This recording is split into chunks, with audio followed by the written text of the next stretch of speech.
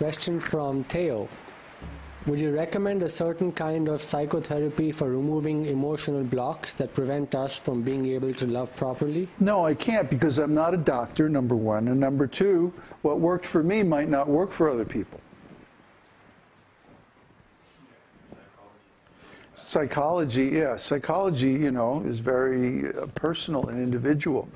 I did primal scream therapy. I had an interest in it for a long time, actually since the 60s. I read Dr. Arthur Janoff's book, The Primal Scream. And something inside me said, hey, that would really do you a lot of good. But I could never afford it. It was always so expensive, you know? I mean, it was ridiculously expensive. The only places where there were primal scream clinics were in very, you know, ritzy neighborhoods, like Marin County and, you know, North Hollywood, places like that. So Beverly Hills, you know, forget it. But then years later, I got a chance to do a research project. I was a technical writer, and a PhD therapist who was doing primal therapy approached me to help her write a book. So I said, okay, we'll trade my skills for your skills. Okay, deal. And so I got a year and a half of professional private primal therapy out of the deal. First of all, it's very rare to find anyone who can really do primal therapy. And you do not want to be in the hands of an amateur when you're reliving your birth or something like that. So, you know, I can't recommend it to everybody. A lot of people don't have what it takes to get through it. You know, you have to be pretty tough, pretty strong. And again, I mean, I saw people go through I saw people do a year of primal therapy and not get anywhere. Because they didn't want to face the real issues. See? You can go into primal therapy and you can move a bunch of energy and get a lot of negative emotional charge off of your case. But then you have to go in and you have to cognize, you have to realize the actual causes of all that pain. And if you don't do that, you'll be right back in the room the next week, you know, screaming about the same thing. And I've seen people burn up a year of therapy that way and not move, not get anywhere. Because they weren't willing to look at the real fact. The fact is that our pain and our suffering is the result of our own previous actions. It's our karma. If you can't take responsibility for your karma, you're not going to benefit from therapy.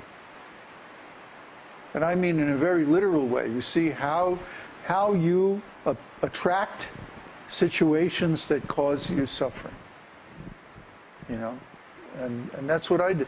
I saw, after, you know, like a year and a half of therapy, that I kept, out of laziness, I kept accepting people as leaders who were not really qualified to lead me. And so then I had to go through a very difficult process over so many years of one by one rejecting all of the habits and the people who represented those habits in my life, of being led astray by bad leaders. So I finally came down to the point where the only person whose leadership I could accept was Srila Prabhupada. You know? But, you know, it took a long time to do that. It took a lot of inner confrontation to do that. And, you know, without the therapy process, I wouldn't have been able to do it. But on the other hand, the therapy process wasn't the whole thing either. So, I mean, this is a big subject. It's a deep subject, a complex subject. People go to school for 6 years to learn therapy and, get a PhD in psychotherapy. And there's a good reason for that, So, there's nothing, it's like you want me to just come up with a quick fix. There ain't no quick fix, Teo. This is going to be hard work, however you slice it. Just coming down here to Chile and like that, running away from it, that's not going to work. Just finding some therapist who's, and then wearing the same color tie, that's not going to work. What works is sincerity. What works is work. So you're going to have to do the work. No way around it. Next one. The question from Prasad. Based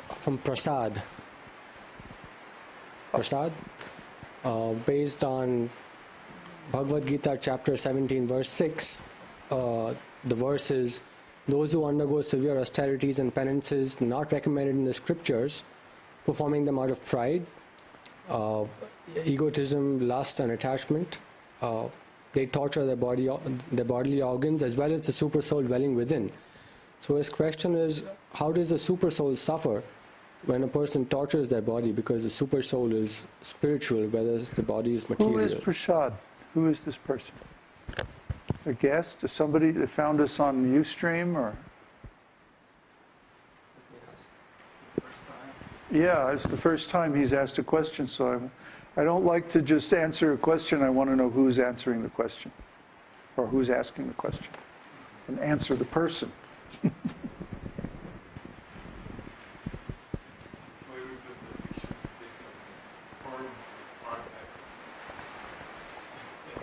Good, good.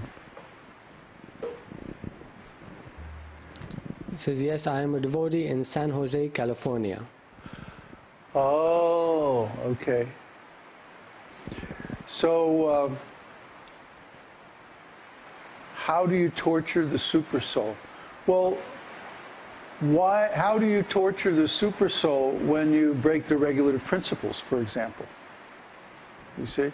Of course, the super soul is transcendental, and he doesn't feel any pain. But the point is that we should be aware that the super soul is riding within this body along with us.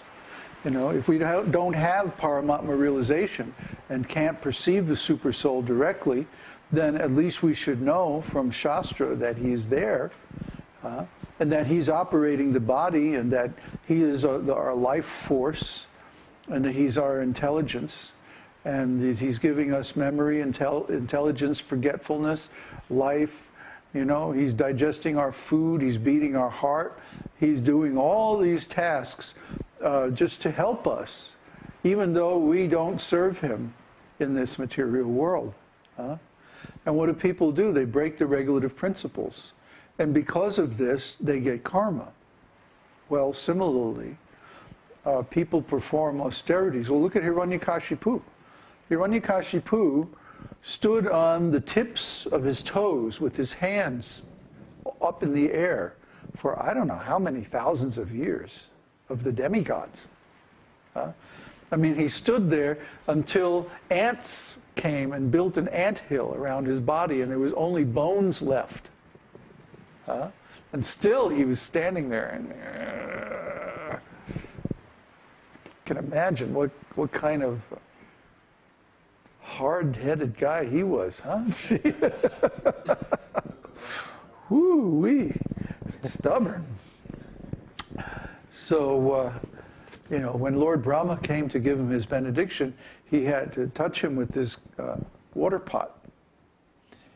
And then he restored his body, but he had performed such severe austerities that his body was just it was down to just bones. So the demons are always doing that. Demons are always performing unauthorized sadhanas, There's a verse where Lord Shiva describes his incarnation as Shankaracharya. And he describes the philosophy that he taught as asat shastra. Asat means false, non-eternal. And shastra, of course, means scripture. Right? So the demons always follow asat shastra. Asat shastra means that they concoct some scripture. Like you see, especially the Shaivites are very good at this. They'll concoct some scripture that basically tells them to go out and do whatever it is they want to do anyway. And then they put it in Lord Shiva's mouth. They put the words in Lord Shiva's mouth, and then they go on off and they do whatever they like. And it usually involves, some breaking of religious principles, actual religious principles.